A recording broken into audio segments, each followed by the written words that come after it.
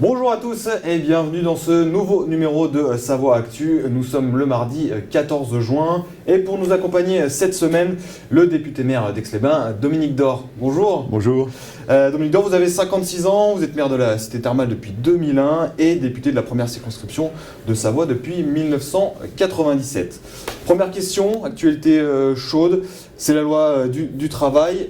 La France est en crise depuis quelques semaines, voire un petit peu plus. Comment on en sort ?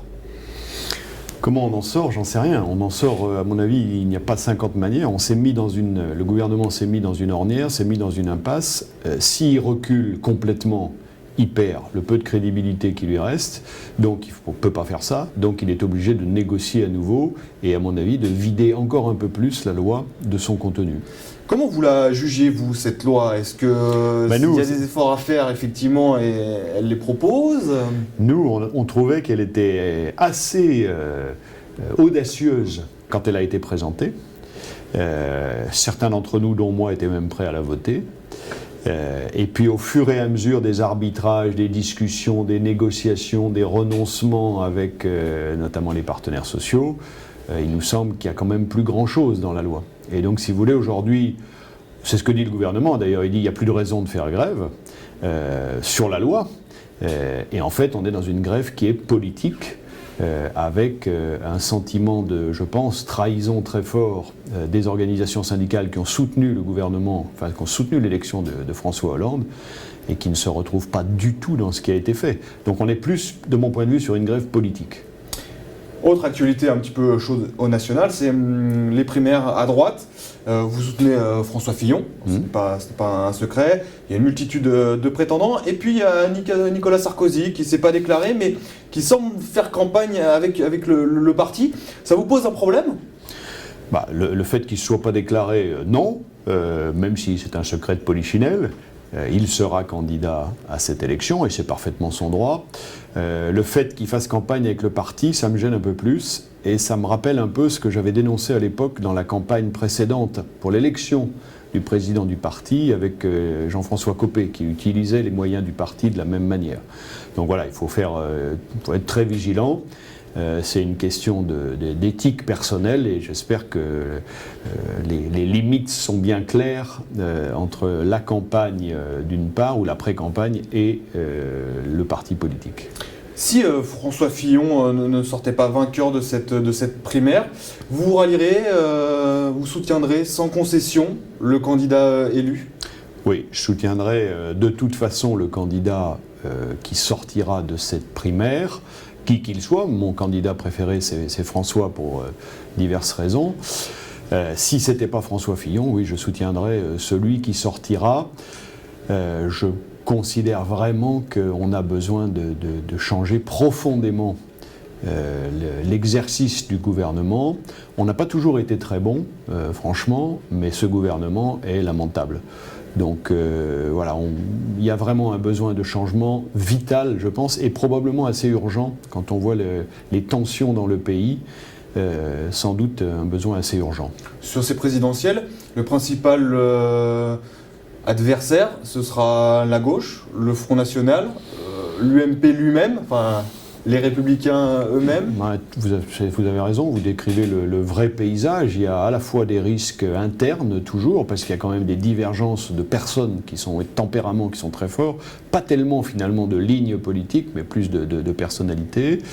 Les sondages nous annoncent le Front National comme quasiment qualifié déjà au deuxième tour, donc ce sera forcément l'adversaire du deuxième tour, mais avant le deuxième tour, il y a le premier, et pour se qualifier, si effectivement le Front National est déjà, semble-t-il, qualifié, ça mérite quand même d'être confirmé, l'adversaire c'est forcément la gauche.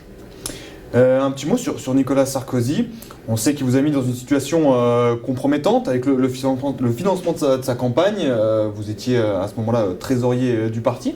Quelles sont vos relations avec lui aujourd'hui ? Elles se sont un peu éloignées, pour être clair.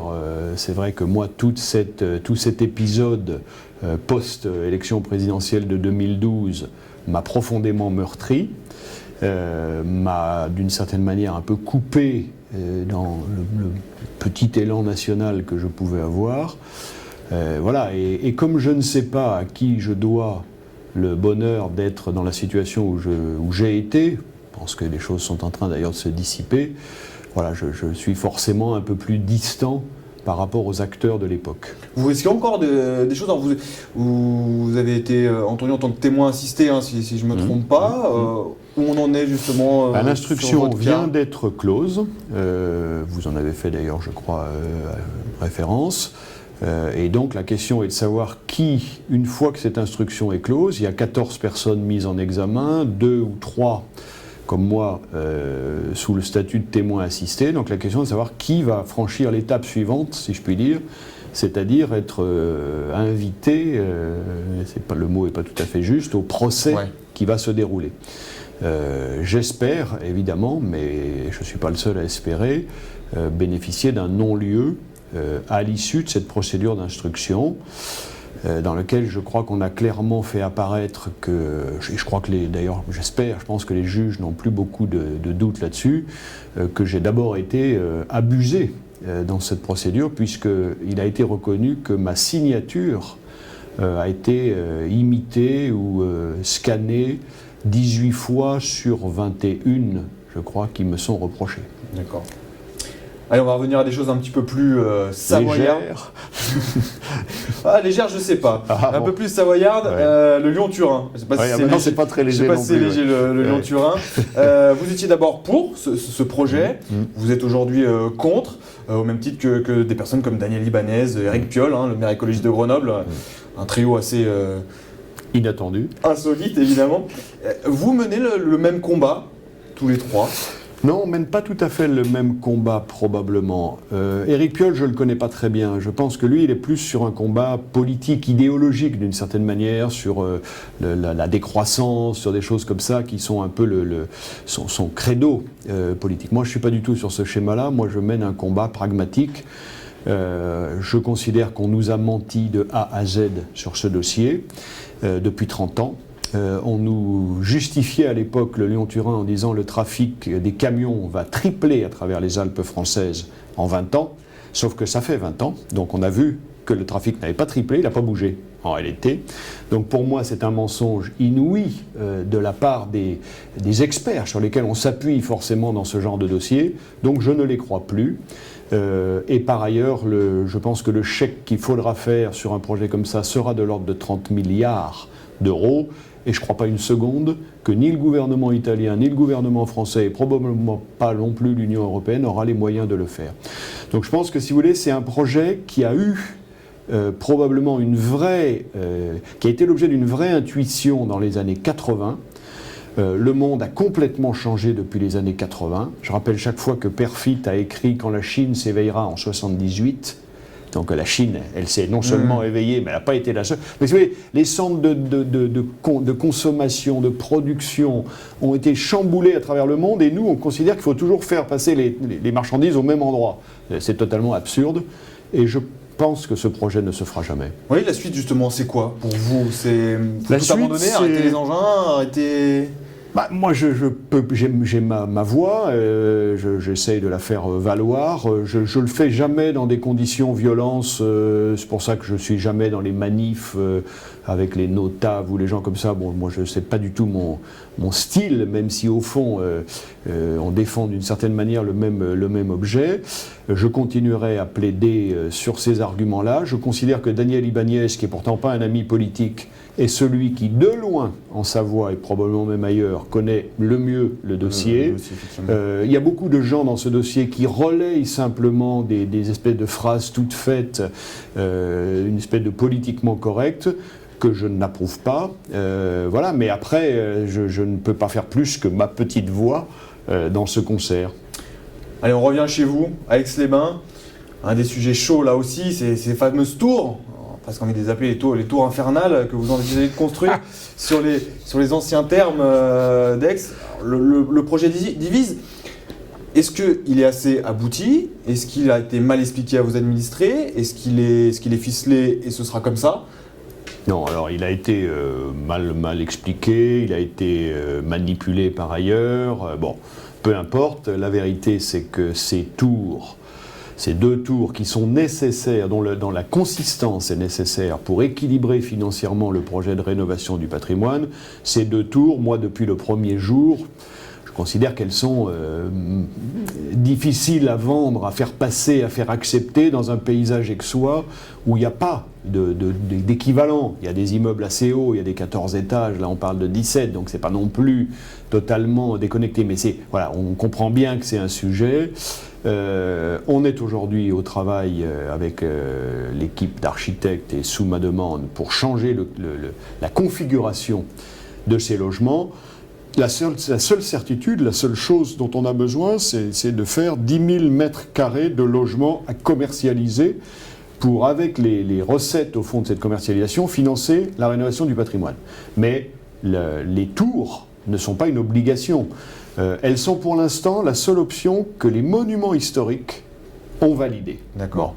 Je ne désespère pas, et on est en train de travailler avec eux, que les monuments historiques nous ouvrent d'autres possibilités. Je crois qu'il y en a d'autres qui sont ni plus ni moins d'ailleurs défendables sur le plan esthétique, mais qui seront beaucoup plus faciles à faire accepter sur le plan politique. C'est trop visionnaire, ces 2 tours comme ça. C'est assez pour décalé. Ceux qui connaissent bien les voilà, lieux. c'est vrai, si vous voulez, les spécialistes de la conservation des monuments historiques disent que Aix-les-Bains a toujours été pionnier en matière d'architecture, qu'il faut aller de l'avant, il ne faut pas faire des bâtiments du 20e, il faut faire des bâtiments du 21e, il faut se projeter, etc. Je comprends ce discours. Le discours sur l'esthétique, d'ailleurs, aussi, il y a des gens qui trouvent que c'est superbe, ces 2 tours. Bon. Mais voilà, je comprends, étant le maire des Aixois, voilà, il y a quand même une majorité de gens, je ne parle pas de gens qui font de l'opposition politique, mais de gens qui sont de bonne foi, qui disent « Monsieur le maire, c'est trop voilà.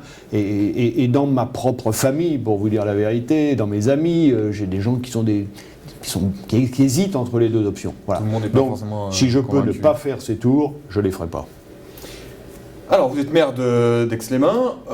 Il y a l'histoire des cumuls des mandats, la loi sur le cumul des mandats. On vous a dit, si vous n'étiez pas réélu en tant que député, vous resteriez maire. Donc, vous avez choisi député et vous dites, bon, bah, si je ne suis pas réélu député, je resterai maire. C'est pas un peu vexant pour vos administrés C'est la seule manière que j'ai, si je veux trahir personne, la seule manière que j'ai de rester sur les mandats qui sont les miens, c'est de choisir le mandat de député. Parce que ça me permet de rester au conseil municipal d'Aix-les-Bains. Donc ça me permet de garder une loyauté vis-à-vis de mes électeurs de la circonscription et aussi vis-à-vis des Aixois, puisque je resterai au conseil municipal. Je ne serai certes plus maire, mais je pense que je peux avoir un rôle intéressant dans un conseil municipal et peut-être utile pour la ville. Et donc, en plus, j'ai un de mes adjoints, Renaud Beretti, qui est parfaitement prêt, je pense, à prendre la succession. Voilà, donc je pense que c'est le schéma le plus simple, même si ce n'est pas le schéma que je souhaite. Moi, je pense que c'est une erreur que cette loi sur le non-cumul, et il y a peut-être encore un petit espoir qu'elle soit revue d'ici les législatives. Parce que le choix est difficile, c'est-à-dire rester maire proche de ses électeurs, et à la fois l'Assemblée nationale, où se joue pas mal de choses. Quoi. Oui. Non, mais le choix est très difficile. Moi, je suis passionné à la fois par mon mandat de maire, on est plus sur un mandat de gestion locale, et j'adore la vie politique. Et la vie politique, elle se joue à l'Assemblée nationale. Donc voilà, c'est vrai que le choix est un peu compliqué. Je pense que la moins mauvaise manière de le faire, c'est en choisissant d'être député, si je suis élu député, et en restant au conseil municipal, et probablement d'ailleurs aussi au conseil communautaire, c'est-à-dire à la CALB, mais en n'étant plus ni maire ni président. Ni président, très bien. Alors, Aix-Riviera des Alpes. Ah aussi, il y a pas mal de débats autour de ça. Vous avez la conviction... C'est bien s'il y a du débat parce que c'est fait pour. Vous avez la conviction que c'est par cette marque touristique, finalement, que vous allez créer une nouvelle image de votre ville ? Non, j'ai la conviction en matière de communication et de marketing, j'ai la conviction sur rien. C'est un peu mon métier d'origine. Je me souviens toujours que chez L'Oréal, on disait, quand j'y étais, qu'on investissait 2 € en promotion. On savait qu'il y en avait un qui servait à rien, mais on ne savait pas lequel des deux. Et donc voilà, et je crois que c'était une phrase d'ailleurs d'Henry Ford, le fondateur de Ford aux États-Unis. Et donc voilà, je ne sais pas si c'est la marque qui va changer les choses. Je pense que ça colle assez bien à l'image à la fois de la ville d'Aix-les-Bains, avec un petit côté Riviera, ça fait un petit côté désuet, un petit côté romantique, etc. Donc c'est assez proche de ce qu'on est, et en même temps assez proche de ce que les gens aujourd'hui attendent. Ils attendent plus du romantisme, du patrimoine, que du 15 jours pile face sur une plage, ou 15 jours à fond la caisse dans une station de montagne. Voilà. Je pense qu'on est plus, c'est ce que les gens appellent maintenant le slow tourisme, c'est une expression à la mode, c'est assez proche des valeurs qu'une majorité de gens attendent. Donc voilà, on pense que c'est pas idiot comme concept, c'est l'avenir qui nous dira si c'était un bon truc ou si on s'est un peu trompé. Je pense pas qu'on se trompe, ça peut juste ne pas être à la hauteur de ce qu'on attend. C'est pas une faute, ça sera peut-être moins porteur que ce qu'on espère, ou peut-être plus. Parce que l'idée, c'est aussi de se démarquer, au moins d'être complémentaire avec le thermalisme, c'est-à-dire peut-être moins... C'est compatible avec le thermalisme, puisque le thermalisme, c'est une médecine naturelle, c'est une médecine douce, c'est une médecine ancestrale, donc on n'est pas très loin des valeurs de la Riviera, et en même temps, Riviera, c'est un peu plus large. On fait plus référence à l'eau, certes, au lac, etc., la montagne, donc montagne, roche, etc., c'est thermalisme aussi, mais voilà, la Riviera des Alpes, c'est un peu plus... Ça englobe l'image thermale, mais ça la dépasse. Allez, on va passer à cet été, avec dans moins d'un mois maintenant, du 8 au 10 juin, la 15e édition de Musilac. Vous imaginiez au départ que cet événement prenne une telle ampleur ? Jamais. Quand j'ai lancé Musilac avec une équipe de fous, tout début de notre élection, mais jamais je pensais que Rémi Perrier en l'occurrence. Avec Rémi et Roland. Bon. On disait, mais c'est bon. J'étais vraiment pas du tout là-dessus. Je trouvais que c'était sympathique. Je trouvais que c'était assez provocateur, parce que alors pour le coup, c'est pas très Riviera des Alpes, c'est-à-dire que ça heurte assez fort à l'image traditionnelle d'Aix-les-Bains, mais c'est devenu une espèce de vache sacrée, avec pratiquement, on va peut-être sans doute être un peu moins là cette année, mais on a flirté avec les 100 000 l'année dernière. 100 000 l'année dernière, donc c'est un truc immense, les plus grandes stars, quoi qu'on en pense, du rock et de la pop sont venus ou vont venir à Aix. C'est quand même un truc assez phénoménal. Voilà, donc on en est très heureux. Ça nous met un bazar qui est difficile à gérer dans la ville pendant une bonne huitaine de jours. Donc les Aixois sont très sympas d'accepter ça, parce que dans la vie quotidienne, c'est pas évident. Les retombées concrètes justement sur la ville, parce que effectivement ça divise, il y a des mécontents, il y a le son, il y a beaucoup de monde. On les mesure. Les retombées les plus importantes sont celles qu'on mesure le moins. C'est les retombées en termes d'image. C'est très difficile de savoir ce que ça rapporte en termes d'image, mais c'est énorme. C'est de toute façon énorme. Par contre, il y a les retombées directes qu'on peut mesurer sur les hébergements, sur les commerces, etc. Et si vous interrogez aujourd'hui les représentants des hôteliers ou les représentants des commerçants à travers la ville, qui sont pourtant des gens qui ne sont pas faciles, qui sont des gens qui souffrent dans leur activité quotidienne, il n'y en a aucun qui vous dise qu'il faut laisser tomber Musilac. Oui, parce qu'il y avait ce débat de dire, Musilac, on est à l'Esplanade, c'est-à-dire un petit peu loin du centre-ville. Les festivaliers... Voilà, ne font pas ce chemin, c'est une idée reçue. Non, c'est le problème d'Aix-les-Bains, c'est qu'à l'inverse d'Annecy, la ville n'est pas construite au bord du lac, et donc il y a quand même une distance entre les deux. Mais si vous voulez, quand vous avez presque 100 000 personnes dans la ville, même s'il y a la distance et même si tout le monde ne va pas au centre-ville, ça nourrit vraiment l'activité de l'ensemble de la ville, même au-delà d'ailleurs. Vous avez coché quelques artistes pour cet été ? Ah oui, moi Elton John ? Évidemment Elton John, mais les insus, moi j'adore Jean-Louis Aubert depuis toujours. Téléphone, on a un peu grandi avec, à l'époque ça faisait hurler d'ailleurs nos parents. Voilà, puis Louise Attaque, je connais un petit peu moins, mais c'est aussi quelque chose qui me parle. Oui, donc j'y serai les 3 jours. Vous êtes toujours, vous faites toujours aussi des découvertes, certains artistes que vous connaissiez pas, et voilà, c'est aussi l'idée du festival. Moi par exemple, mais ça va faire hurler tout le monde, moi Muse l'année dernière, j'ai pas du tout aimé. Bon, alors que c'est le top mondial, je trouvais que c'était... Pour moi, c'est pas du tout une esthétique, si je puis dire, musicale qui me plaît. Mais Rémi Perrier, auquel je demandais de faire venir des gens qui me plaisent beaucoup mieux, des Brassens, des Moustaki, des Barbara, il m'a dit que c'était trop tard. Alors moi, ils sont plus sur la scène, visiblement. Allez, on était obligé de vous passer ce petit extrait de cette vidéo qui fait le buzz sur Internet. Raleigh de Fric qui a fait un remix rap d'une de vos questions à l'Assemblée nationale. On écoute quelques instants.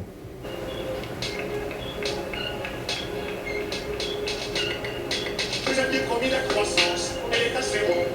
Mais c'est pas votre faute. Mais c'est pas votre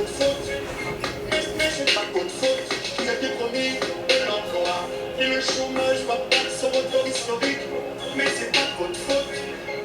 Mais c'est pas de votre faute. Vous aviez promis le pouvoir d'achat. Et pour la première fois dans notre pays, le pouvoir d'achat a baissé. Mais c'est pas de votre faute. Mais c'est pas de votre faute. Vous aviez promis de faire payer les riches.